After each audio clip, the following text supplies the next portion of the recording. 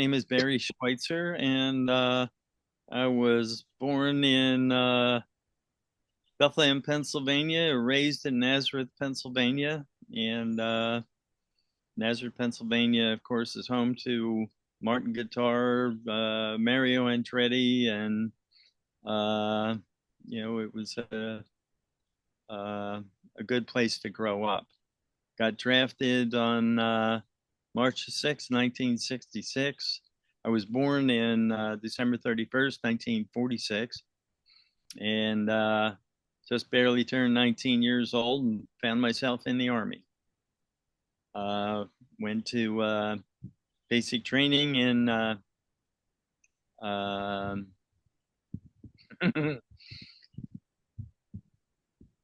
Fort Benning, Georgia.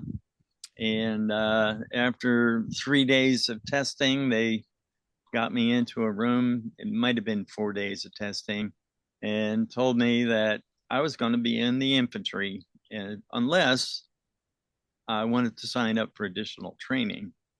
And they offered me two choices, one being operating room procedures orderly, and two being aircraft armament repair. Well, uh, I heard the drums of war beating in Vietnam, and I knew where that was headed, but I didn't want to be in the infantry. And I liked guns and had guns all my life, and I liked building and flying model airplanes. And sure, I'll take aircraft armament repair. Well, uh, from there, I went to Aberdeen Proving Grounds for 16 weeks of training, and then I got sent to Fort Carson, Colorado for 9 months. In July 1967, landed in Saigon and got sent to Fuloy, where I was part of the aircraft armament repair, and that took care of the guns for number one, the whole company, but primarily for the rebel gunships. And by December of 1967, I may have been the end of November, I was uh, given the honor of being a member of the rebel gunships, and then ended up in an initiation of jalapeno peppers, which I had never had before. They made me stand on the table and chew, chew, chew, chew, chew. Don't swallow it, or you're going to get another one. And they finally allowed me to swallow the pepper, and that was a relief. And then they dangled a cold Budweiser in front of my face, and then they told me I had to drink it all down in one gulp. And well, needless to say, it was delightful. And I don't remember going to bed that night, but the next morning, the peppers reminded me of the old. Yeah, that's they hit you really hard on the day after. Yeah. How about it? So how did you end up um well you how did you end up as a gunner? Were they short gunners or what? Well, lo and behold, okay, um, I was very fortunate for the people that were there before me. Uh, Sergeant Pishner, John Van Grunsven, Al Kerber. They taught me enough soon enough, and in no time at all, somewhere around the beginning of December, uh, they had uh, left to go back to the States. I was given three new uh, people to armament people, and I happened to be in Vung Tau, the on somewhere, I guess it was January 26, 27, 28, or 29. And I heard stories about the Tet Offensive coming, and people were getting all excited for the Lunar New Year for the Vietnamese people, Tet. And they were shooting firecrackers all over the place. And I was just scared out of my wits. All right. I mean, I was on a secure base, but I couldn't take any guns with me.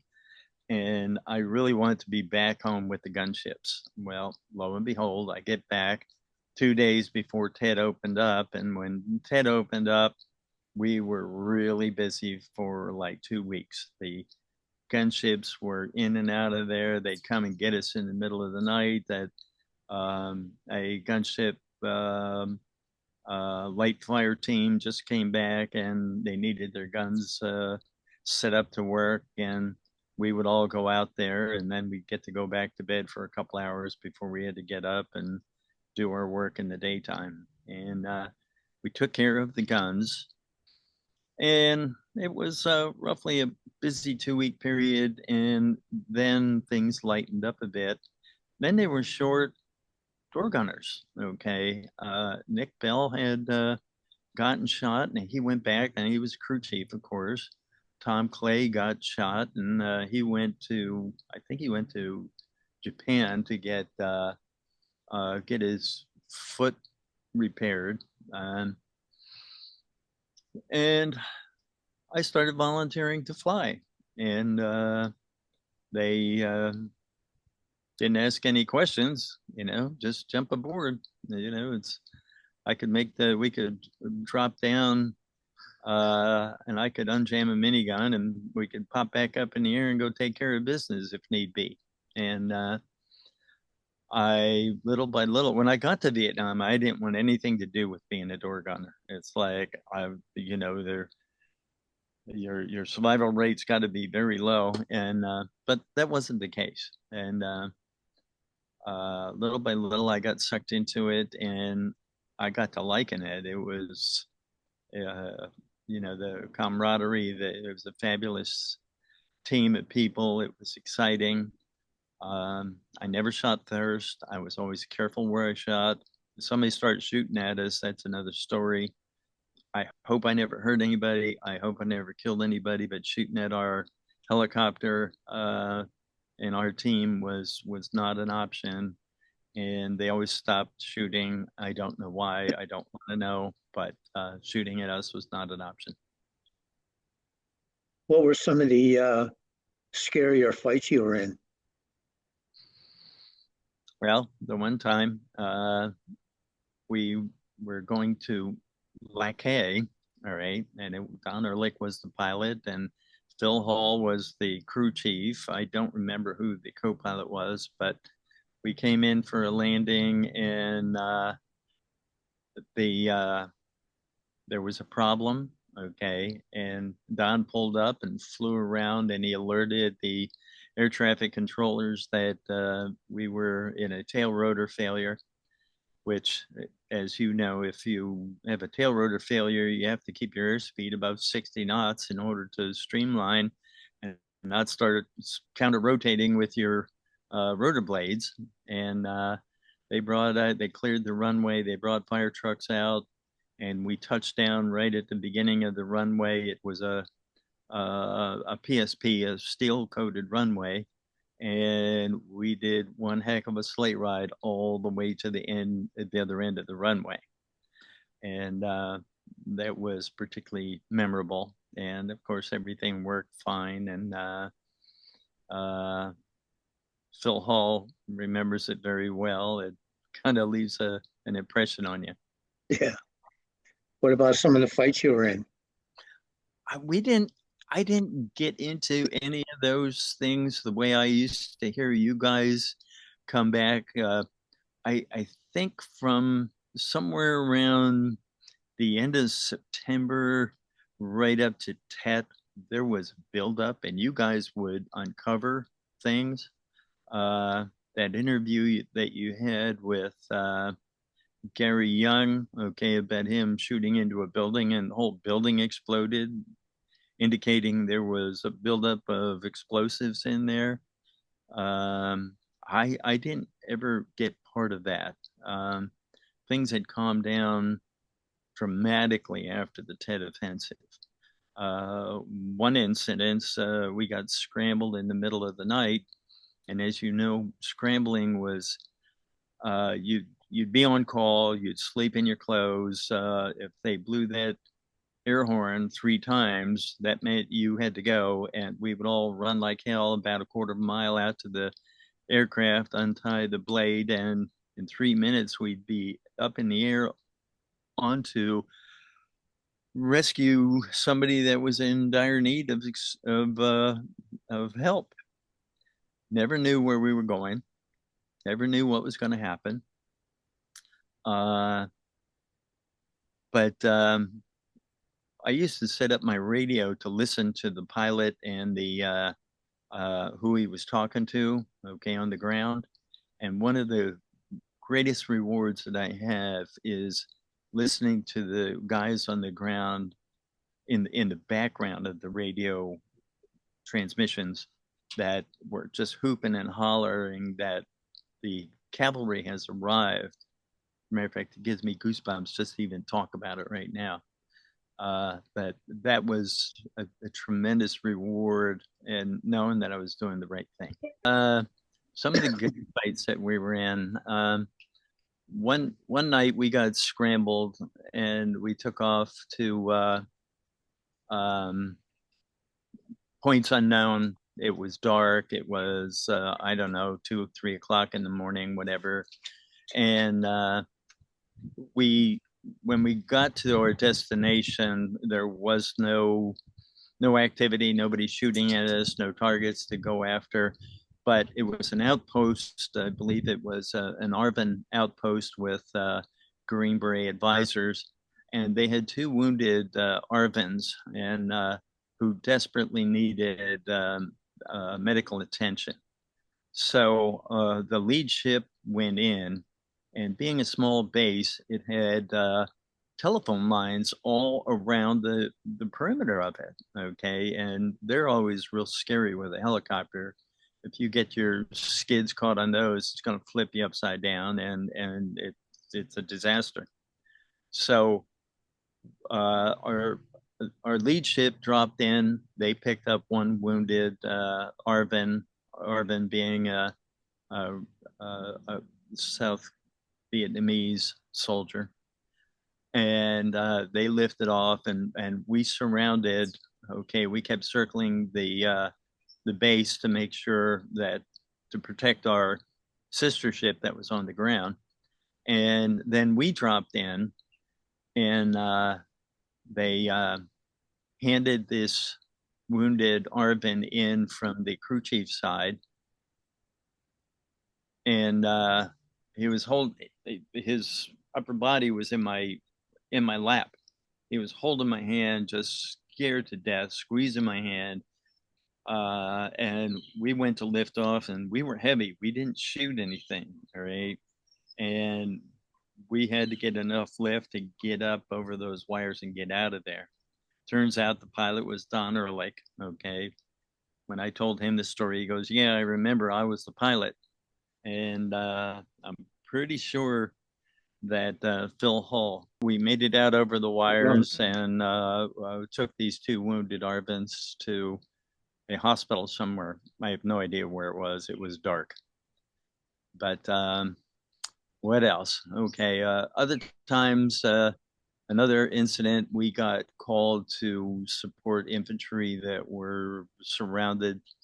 And we got there, and Puff the Magic Dragon had got there just about the same time, and they popped some flares up around 10,000 feet, and they called down to us, "Rebel gunships, how about you fellas get out of the way and let us go to work?"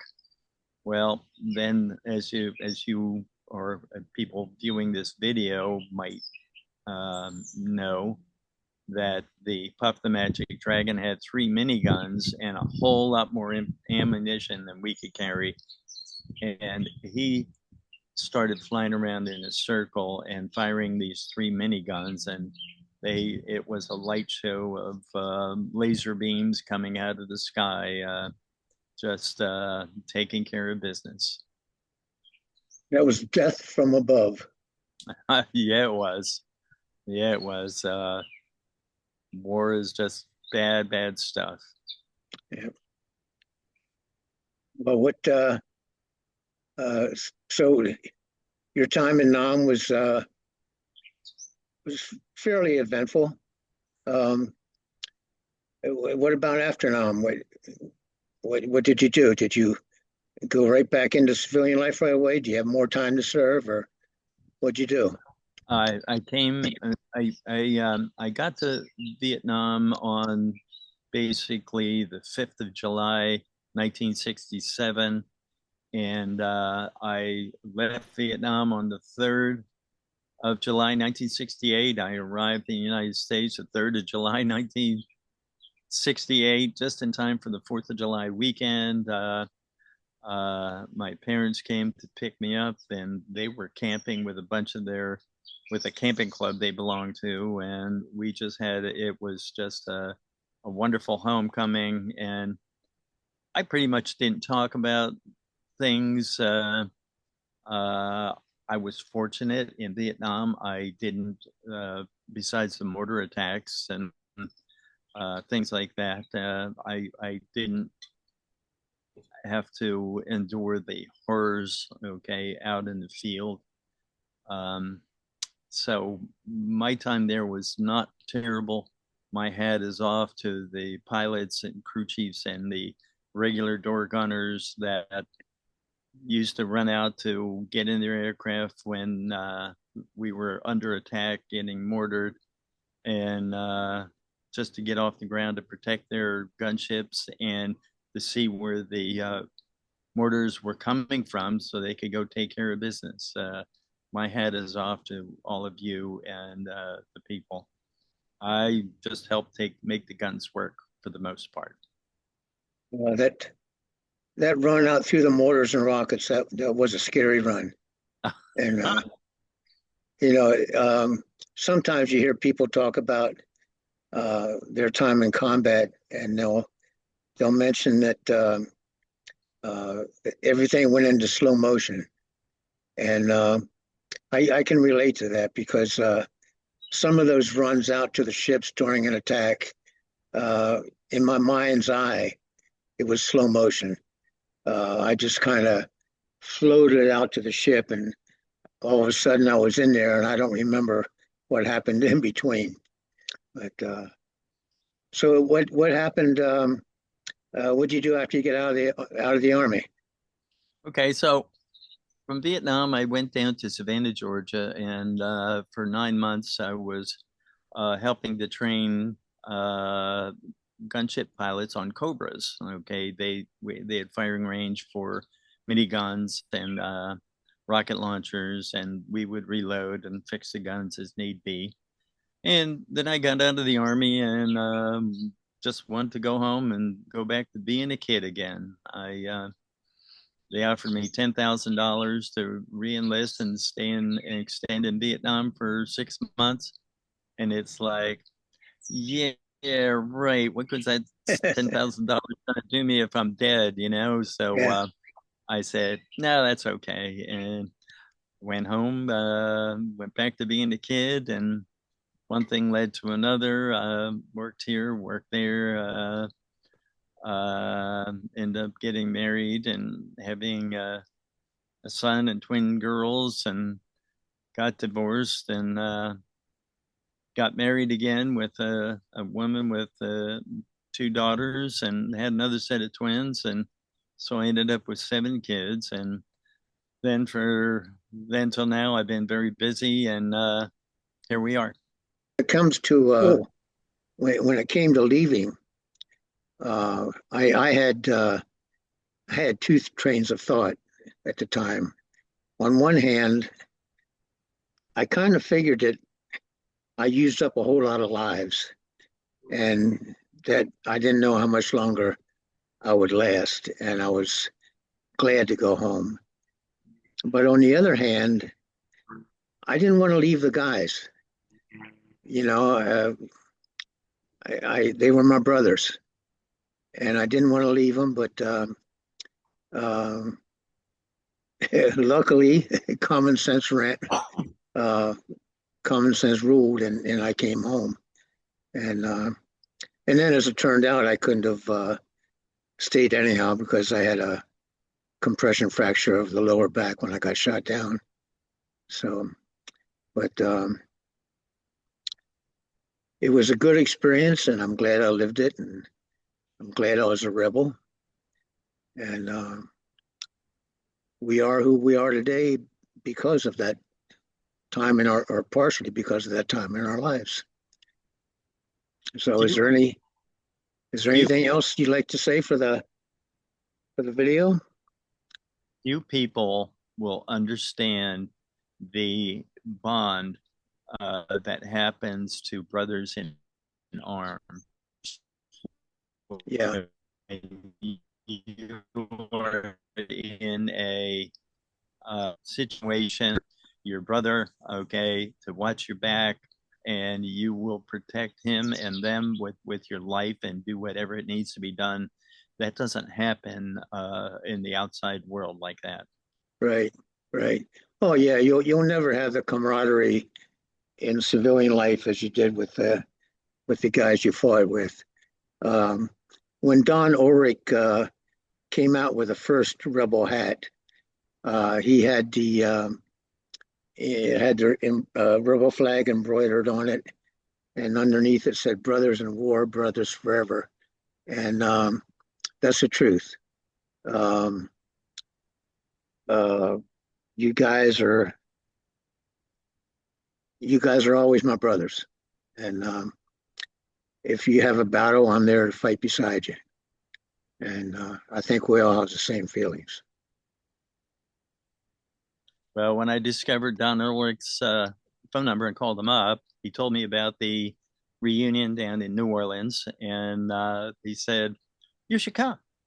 And I did, and I am grateful that I did, and I'm looking forward to going to Chicago. And I know there's going to be less of us, but for what it's worth, we will get together and talk, tell some stories, and share them on this video that you are producing. And thank you very much for doing this. Well, I think it's important that we record our history and people know what we did. So I'm happy to do it. All right, so I guess that'll be it for this. If you have anything else, unless you have something else you'd like to say. Well, it turns out on both sides of my family, I am a son of the American Revolution. My great grandfather and his brother fought in the Civil War. My maternal grandfather fought in the Spanish American War. My paternal grandfather was World War One. My dad and almost all of my uncles were in World War II, and I am proud to have done my part to guarantee freedom. And while it changed my life forever, I do not regret it whatsoever. I'm proud to have been able to do so. Thank All you, Larry. right. All right. Well, thank you for telling your story. And next time I see you, we'll be in Chicago. There you go. All Good right.